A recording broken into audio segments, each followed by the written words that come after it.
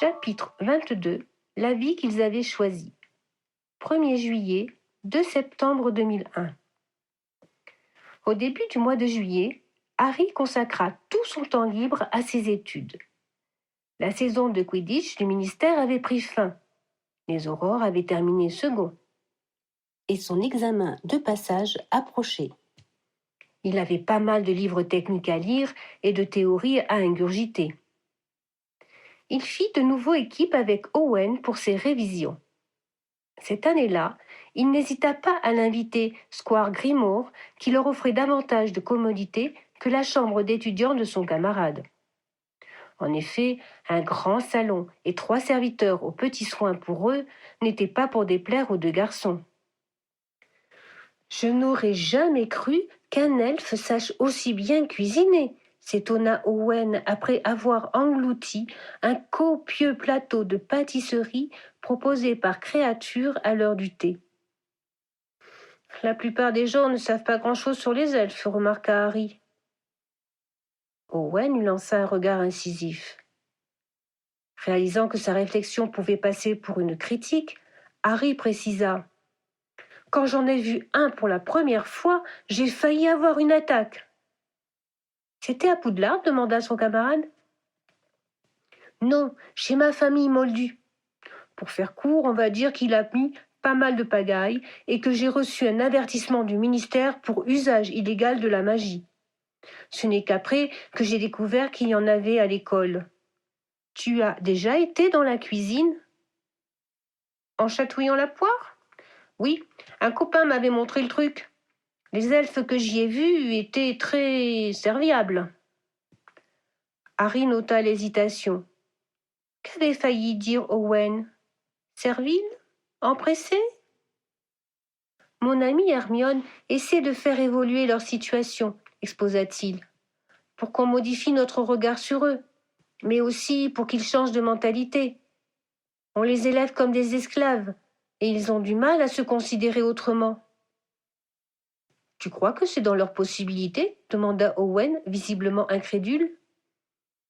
Harry se leva et alla chercher Dobby, l'elfe libre, dont Hermione gardait toujours quelques exemplaires à portée de main. Il le tendit à son collègue.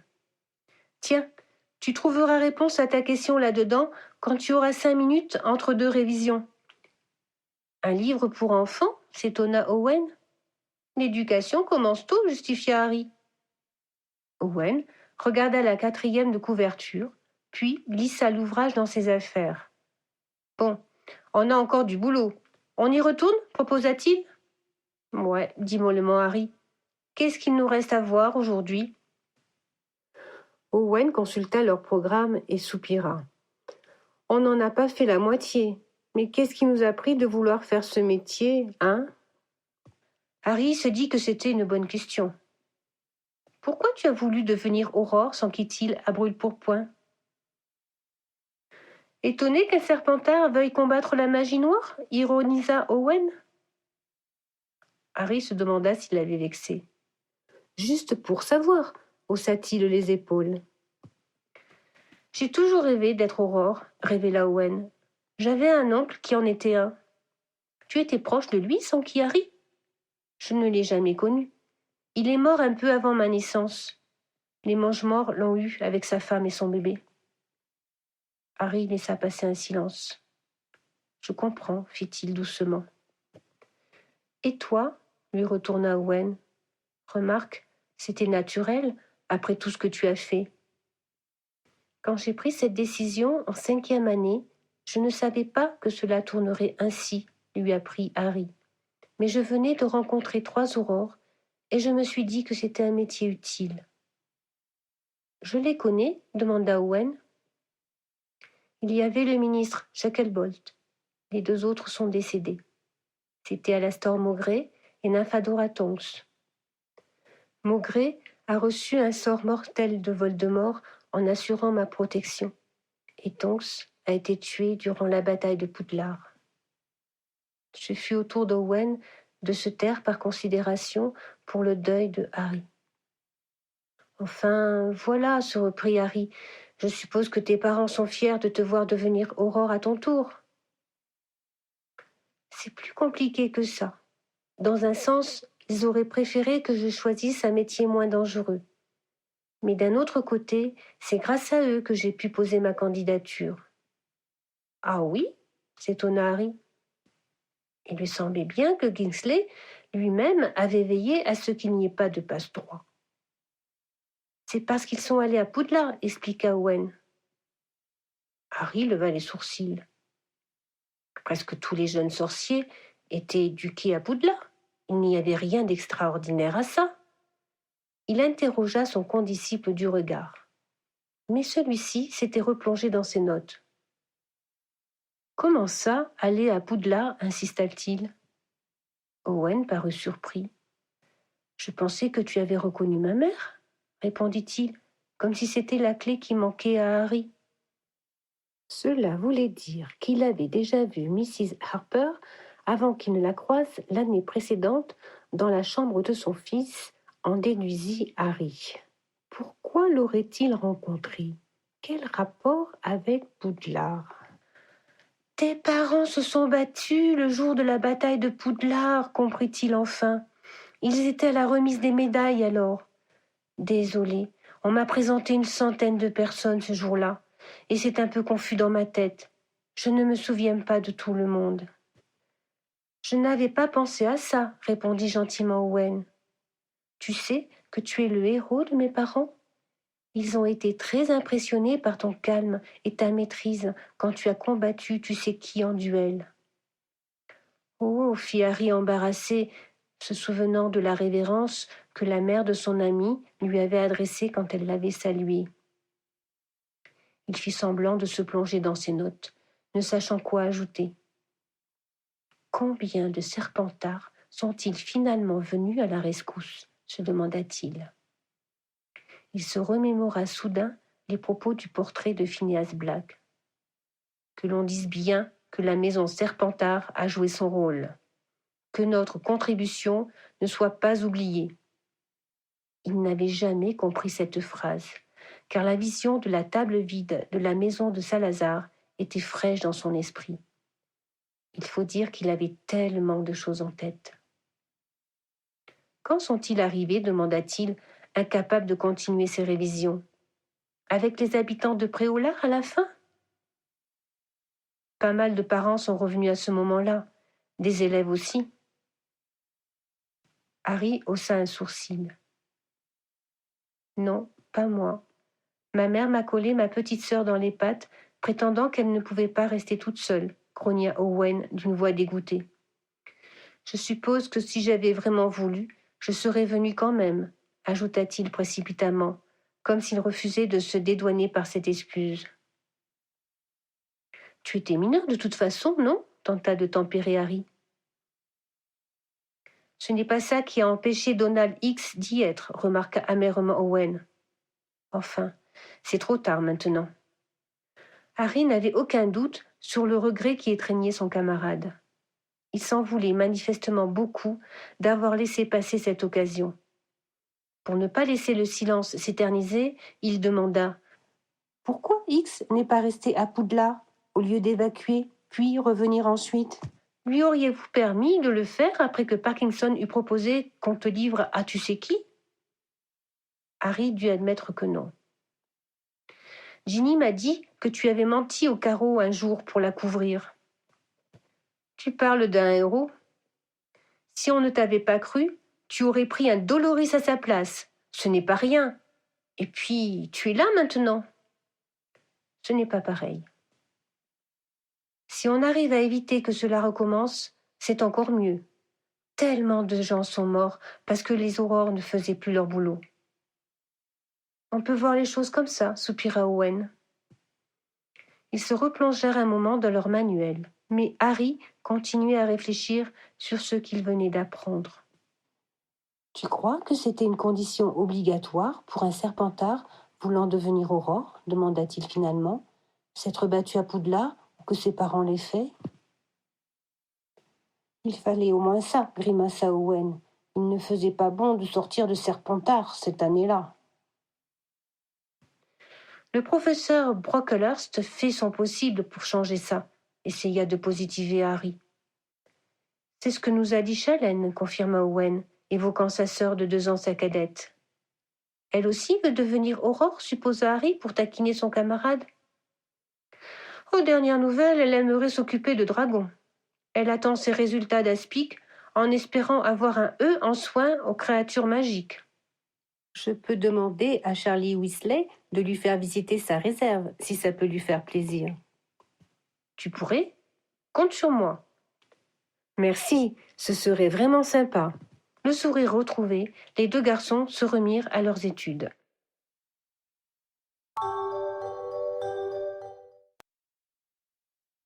Les semaines suivantes défilèrent à une vitesse hallucinante pour Harry, pris entre ses révisions et son travail. Ses seuls moments de détente étaient les matchs de Ginny. Rencontre après rencontre, les harpies se frayaient un chemin vers la finale.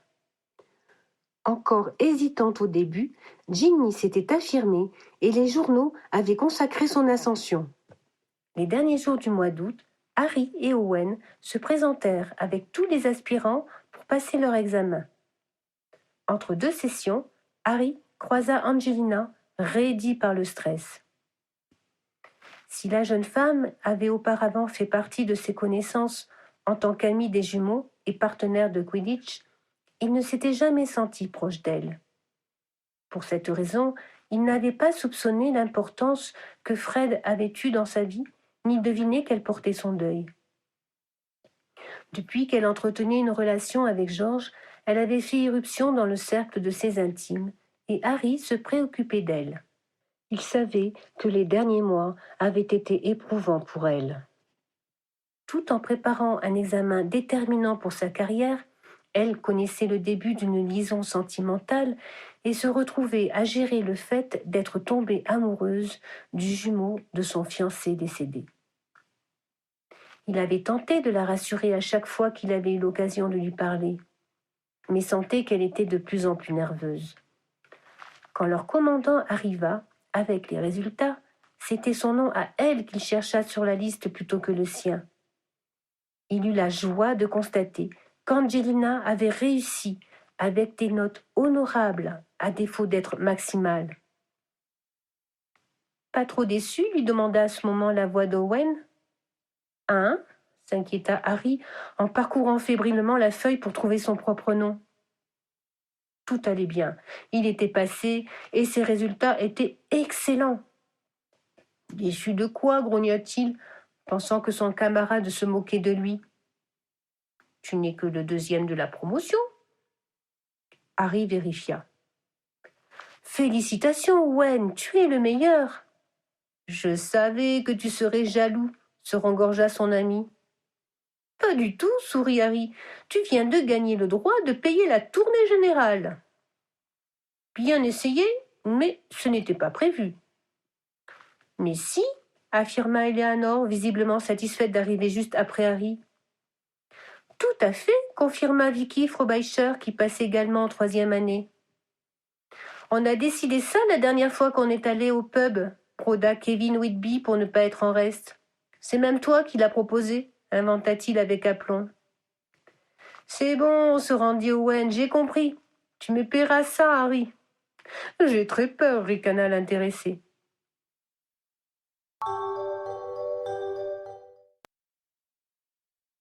Quelques minutes avant le commencement de la cérémonie d'investiture des nouveaux aurores, Fawcett et Pritchard firent sortir tout le monde dans le couloir pour aménager les lieux, ce qui rappela à Harry les examens dans la grande salle de Poudlard. Quand ils retournèrent dans le QG, les tables de travail et les cloisons qui constituaient les boxes individuelles avaient été repoussées contre les murs pour dégager de l'espace. Les 6 aspirants prirent place au milieu en formant un cercle. Harry et ses collègues se positionnèrent en ronde autour d'eux. D'où il était, Harry faisait face à Angelina, qui semblait très émue. Sur un signe de leur commandant, les futures aurores brandirent leurs baguettes vers le centre de l'espace circulaire qui les séparait. D'une même voix, les jeunes gens scandèrent leur serment. « Je jure de toujours m'efforcer de distinguer la magie blanche de la magie noire, de protéger la première et de combattre la seconde. Je m'engage à servir les lois magiques, à combattre tous ceux qui chercheront à détourner les forces naturelles à des fins de coercition, de la volonté d'autrui ou d'enrichissement personnel. Je promets de toujours mettre ma baguette au service des plus faibles et de ceux qui ont besoin de protection. Je le jure sur ma magie. Harry avait déjà lu ce texte dans ses livres de cours, mais l'entendre dans ce contexte solennel lui fit prendre conscience de la force des mots et de l'engagement qu'ils représentaient. Quand l'écho de la dernière phrase s'éteignit, les 6 récitants se concentrèrent et prononcèrent dans un ensemble parfait « Spero patronum ». 6 formes blanches jaillirent de leurs baguettes et montèrent vers le plafond avant de retomber en gerbes. Tous souriaient maintenant en suivant du regard les animaux translucides qui folâtraient au-dessus de leur tête. Quand le dernier patronus s'évanouit, les spectateurs s'avancèrent pour féliciter les nouveaux aurores.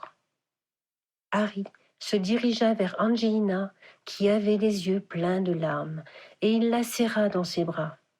« Tu feras une super aurore, lui affirma-t-il.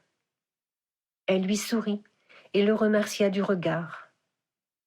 Harry s'effaça ensuite pour féliciter également Michael Corner, Anthony Goldstein, Alicia Spinett et Seamus Finnegan.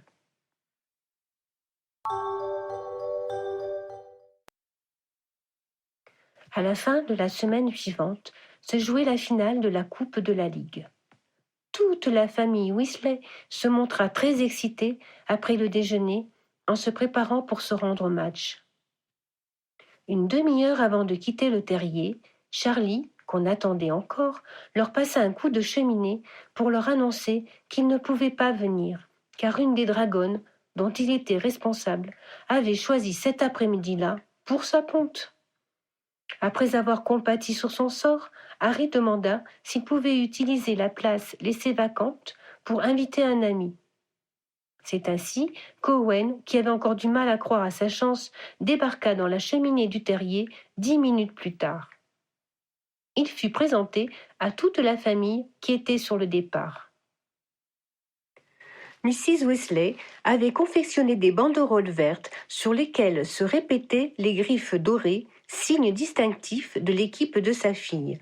Ron et George avaient prévu des feux fous fusboom qui devaient inscrire dans le ciel des slogans encourageant les harpies. Fleur avait enchanté des badges qui déroulaient en boucle le portrait de toutes les joueuses, celui de Ginny surgissant plus fréquemment que les autres. Elle et Bill avaient pu venir tous les deux grâce à la proposition d'Andromeda de garder la petite Victoire, qui avait un peu plus d'1 an désormais. Owen se mit vite au diapason. Il admira la bannière, s'enquit de la façon de déclencher les fusbooms et se laissa épingler un badge sur la poitrine par la vélane. À son grand amusement, Harry le vit rougir pour la première fois. Au stade, l'ambiance était déjà surchauffée. Ron et George échangèrent un sourire complice avant de lancer leur premier feu d'artifice. Quand « Les harpies sont les meilleures » explosa dans le ciel, une clameur s'éleva, entrecoupée par les sifflets des supporters du club de Flaquemart. « Dites, vous avez pensé à commercialiser ça » demanda Owen, admiratif. « Bien sûr » répondit Ron. « Dès demain, on mettra en vente des fusées au nom de chaque équipe. On profite de l'occasion pour lancer notre campagne de pub. » « Les feux fous qui encouragent les harpies sont moitié moins chers » compléta George. « J'espère bien » approuva Molly. « C'est déloyal » s'offusqua Hermione. « On s'en fiche » lui signifia Bill. « Ce que j'aime dans le Quidditch, c'est qu'il révèle ce qu'il y a de meilleur chez l'homme » remarqua Hermione d'une voix rêveuse. « Toi, tu n'as jamais rien compris au Quidditch » tranchèrent Harry et Ron d'une même voix. Leur conversation fut interrompue par les joueurs qui entraient dans le stade. George et Ron lâchèrent des fusées à la gloire des harpies, et d'autres prédisant la défaite des Flaquemart. Ces salves firent sensation et Harry se dit que c'était vraiment une bonne façon de lancer ce nouveau produit. Le coup d'envoi fut donné. Ainsi que Harry l'avait remarqué lors des matchs précédents, Ginny était maintenant parfaitement intégrée dans son équipe et s'affirmait de plus en plus.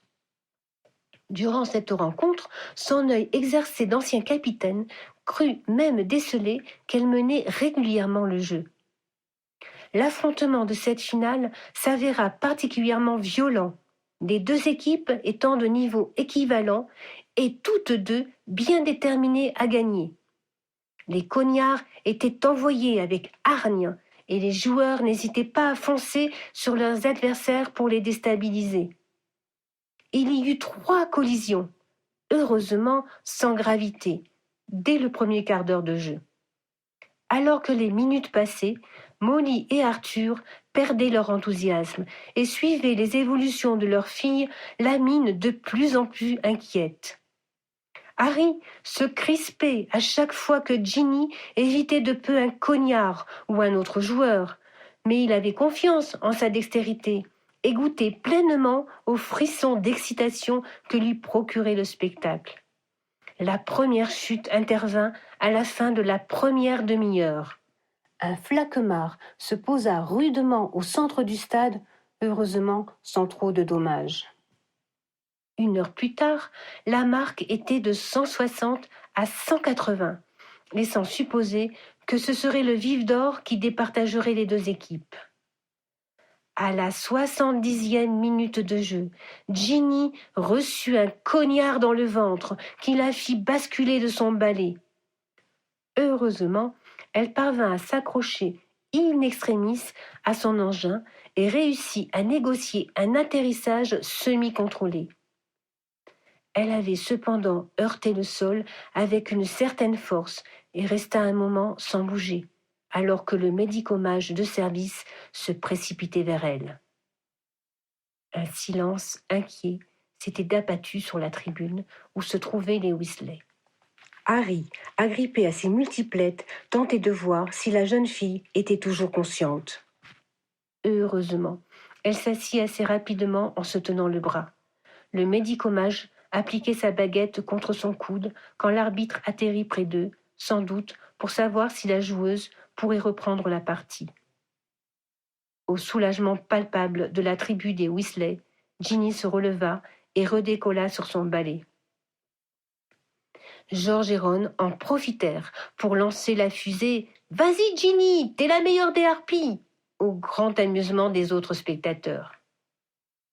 La rencontre continua avec acharnement, les poursuiveurs redoublant de prouesses pour marquer et les batteurs faisant de leur mieux pour défendre leurs équipiers et désorganiser l'adversaire. Ginny s'avéra être le pivot des harpies. Elle marquait moins de points, mais son aptitude à se démarquer et à se placer de façon stratégique lui permettait de récupérer de nombreuses balles et de faire des passes déterminantes que ses camarades transformaient en buts. Petit à petit, l'équipe féminine se mit à mener. De quelques dizaines de points pour commencer, l'écart se creusa jusqu'à 130 points d'avance pour les harpies. Le banc des Weasley était à la fête, et des gerbes vertes et dorées ponctuaient chaque tir victorieux. Cela faisait plusieurs fois que le vif d'or apparaissait et faisait l'objet d'un duel d'attrapeurs, mais il disparaissait rapidement sans se laisser prendre. Alors que les harpies continuaient à mener le jeu, Harry le repéra de nouveau. Les 2 attrapeurs venaient également de le voir et convergeaient à pleine puissance dans sa direction. La balle dorée flottait paresseusement sans bouger à moins d'1 mètre du sol. Et Harry savait combien il était difficile de récupérer le vif d'or à une altitude aussi basse sans s'écraser, surtout quand on cherchait à prendre l'autre de vitesse. Le public retint son souffle, conscient de la délicatesse de la situation. Au terme de sa course effrénée, le joueur de Flaquemart s'abattit sur le gazon, tandis que son opposante évitait de peu le choc et partait en vrille sur le côté. Elle parvint rapidement à reprendre le contrôle de son balai et se posa sur le terrain. Il y eut quelques secondes de flottement avant que le sifflet de l'arbitre ne retentisse, marquant la fin de la rencontre. Harry comprit qui avait gagné en voyant l'attrapeuse des harpies s'éloigner d'un pas rageur vers les vestiaires. Le guérisseur, penché sur le joueur échoué sur la pelouse, recueillit le vif d'or dans la main de son patient, inconscient, et le donna à l'arbitre qui venait d'atterrir à ses côtés. Celui-ci leva sa baguette et le tableau d'affichage consacra la victoire de Flaquemart de tout juste 20 points. Ron et George envoyèrent un message vengeur dans le ciel. « Les Flaquemarts sont des tricheurs, les harpies sont les meilleurs !» Cela entraîna force applaudissements et sifflets des spectateurs, tandis que les joueurs insultés, Olivier Dubois en tête, faisaient des gestes sans équivoque en direction des sorciers facétieux. Avec un petit sourire, Georges laissa partir une nouvelle fusée. « Olivier, on t'aime quand même !» Ce qui fit rire le public. Alors que les vainqueurs faisaient un tour d'honneur, les frères Weasley leur volèrent la vedette en terminant leur prestation par un message promotionnel. Pour les spectacles lumineux, demandez les sorciers facétieux. Utilisez leur feu fou pour vous exprimer partout. Avec les fuseboom, votre cœur va faire boum. Pour les trouver, une seule adresse, 93 chemin de traverse. Des applaudissements nourris les félicitèrent. La journée n'avait pas été malchanceuse pour tous les Weasley. Harry était certain que les deux frères s'étaient attirés, ce jour-là, de nombreux clients potentiels. Les Weasley et leurs invités revinrent au terrier. Il manquait Ginny, qui ne rentrerait que le lendemain, et Bill, qui était allé directement chez Andromeda pour l'aider à amener les deux enfants. Molly et Percy servaient le thé dehors quand ils arrivèrent. Teddy fila dans les bras de son parrain. « Harry, regarde ma robe !»« C'est superbe !» convint Harry en admirant le dragon brodé sur la poitrine de l'enfant. « J'ai droit à un bisou ?» En réponse, le petit garçon s'exécuta avant de courir ensuite montrer son vêtement aux autres, pendant que Harry saluait sa grand-mère. « Andromeda, vous avez des doigts de fée », la complimenta Molly qui embrassait Teddy. L'enfant continua son tour avant de se retrouver devant Owen et de le dévisager avec curiosité. « Je m'appelle Owen, je suis Aurore », se présenta l'ami de Harry. « Ma maman aussi était Aurore », s'enorgueillit le bambin. « Elle est morte. » Owen, désarçonné par cette déclaration, ne sut quoi répondre. Pour rompre le silence, Molly indiqua à Andromeda. « Ce pauvre Charlie n'a pas pu venir. Un de ses dragons pondait. » L'œuf se présentait mal, compléta Ron, achevant de détendre l'atmosphère. « Comment va Ginny ?» s'enquit Andromeda, qui avait dû deviner la défaite de l'équipe féminine du fait de l'absence d'ambiance festive. « Elle a magnifiquement joué, et les harpies auraient gagné si l'attrapeur adverse n'avait pas été aussi bon, la renseigna Harry. « Prickly a été nul, grogna Ron, qui en voulait manifestement à la joueuse d'avoir laissé échapper le vif d'or. Ce que Ron veut dire, c'est qu'elle n'est pas allée jusqu'à risquer sa vie pour remporter la victoire, tempéra Hermione. Andromeda eut un hochement de tête complice en direction de la jeune femme, et Harry se dit qu'elle non plus ne comprenait pas grand-chose au Quidditch. Molly servit du jus de potiron à Teddy qui en raffolait. Le petit garçon vida son verre et tenta de récupérer les dernières gouttes du liquide. Le contenant étant haut et étroit, il étira sa langue plus qu'il n'était normalement possible. « Teddy !» lui intima Andromeda d'une voix ferme. L'enfant rétracta son appendice avant d'adresser un sourire éblouissant et maculé de potiron à sa grand-mère qui lui fit remarquer. « Tu peux en redemander, tu sais !» Avec un sourire indulgent, Molly versa une seconde rasade à l'enfant. Une fois qu'ils eurent terminé de se restaurer, ils s'égayèrent sur la pelouse pour profiter du soleil encore estival en ce début septembre. Owen demanda à Teddy, qui s'était installé contre Harry. « Tu peux faire ça ?» et lui-même tira la langue pour qu'elle touche le bout de son nez. Harry essaya à son tour, mais en vain. « Comment tu fais ?» s'étonna-t-il. « C'est de famille » expliqua Owen. Teddy y réussit sans mal, puis prouva qu'il pouvait également se nettoyer les oreilles de cette façon. « Il faudra un jour que je te montre ce que j'arrive à faire avec une praline longue langue, commenta Owen. Ron a déjà essayé, ricana Harry. Il a perdu. Bravo, fit Owen à Teddy. Tu es très fort. Ça a l'air drôlement pratique. Inutile d'insister. Il le sait trop bien, intervint Andromeda. Et il n'ignore pas qu'il ne doit pas le faire ailleurs qu'en famille. Harry n'aurait pas été aussi strict sur les moments où l'enfant était autorisé à faire preuve de ses dons de métamorphomage, mais il évitait généralement de désavouer les décisions d'Andromeda. « Et tu veux faire quoi quand tu seras grand ?» demanda Owen. « Je serai Aurore comme maman et loup-garou comme papa » déclara l'enfant. Harry aurait trouvé la tête de son ami comique s'il n'avait lui-même été pris par surprise. C'était la première fois que le petit garçon faisait une telle déclaration. « Teddy, ce n'est pas toujours très agréable d'être loup-garou, lui opposa-t-il. Voyant l'air déçu du petit garçon, il ajouta « Mais tu peux essayer de devenir Animagus et prendre la forme d'un loup. Mon père était Animagus. »« C'est vrai ? Il était un loup aussi ?»« Non, un cerf. Et Sirius, le cousin de ta grand-mère, était un chien. » Comment on fait ? S'enquit le petit garçon avec curiosité. Il faut commencer par très bien travailler à Poudlard. Je sais déjà écrire Teddy en lettres droites, fit l'enfant avec fierté. Harry le laissa montrer son savoir avec attendrissement, soulagé qu'il change de sujet. Il se demanda comment on allait faire comprendre à son filleul que les loups-garous étaient craints, voire haïs par la société sorcière.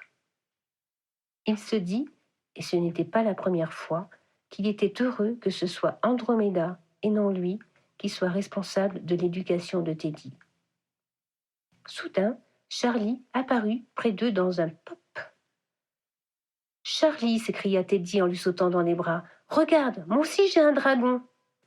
Charlie le fit tournoyer en l'air avant de le reposer. Il s'accroupit pour se mettre à la hauteur de l'enfant et le complimenta. « C'est vrai, il est encore plus beau que les miens. Ça mérite une récompense. » Il sortit de sa poche un objet de forme irrégulière. « Tiens, dit-il en le lui tendant, c'est un morceau de coquille d'œuf de dragon. » Le petit garçon s'extasia et courut le montrer à sa grand-mère. « Alors ?» demanda le dresseur à Harry. « Elles ont perdu, » le renseigna Harry. « Ginny a joué merveilleusement, mais le vif d'or était au ras du sol et l'attrapeuse Harpie n'a pas fait le poids. C'est bête, il ne leur a manqué que 30 points pour gagner. Par contre, Ron et George en ont marqué pas mal avec leur feu fou. Ils ont encouragé les harpies et insulté les flaquemards. C'était super. »« Parfait !» Charlie dévisagea Owen. « Bonjour, inconnu, dit-il comiquement. Owen Harper, se présenta le camarade de Harry. « Ah, c'est toi. Tu pourras dire à ta sœur que j'ai bien reçu son courrier et qu'une visite devrait être possible d'ici 2 semaines, répondit le dragonnier en lui tendant la main. Tu as révisé avec Harry, c'est ça? Exactement. Ça s'est bien passé, ton examen, s'enquit Charlie. C'est notre major de promotion, lui apprit Harry. Félicitations, tu as battu le survivant, alors, bon point pour ta carrière. Charlie s'éloigna pour dire bonjour aux autres. Owen regarda Harry qui n'avait pas ri de la plaisanterie de Charlie. « Ça t'ennuie tant que ça ?» s'étonna-t-il. « Pas que tu sois passé en premier, mais que l'on considère que je dois être bon partout parce que j'ai survécu à Voldemort. »« Fallait pas être un manche non plus pour y arriver, remarqua Owen. »« Oui, mais de là à me souvenir de toutes les façons de repérer la présence du polygonome dans une potion. »« Si ça te pose problème de ne pas le savoir, c'est que tu fréquentes trop Granger, trancha Owen. »« Il est vraiment marrant, le gamin, ajouta-t-il en suivant des yeux Teddy, qui montrait sa coquille d'œuf à toute l'assemblée. Qu'attendre d'autre du fils d'une métamorphomage et d'un loup-garou, répondit Harry, mi-provocateur, mi-ironique.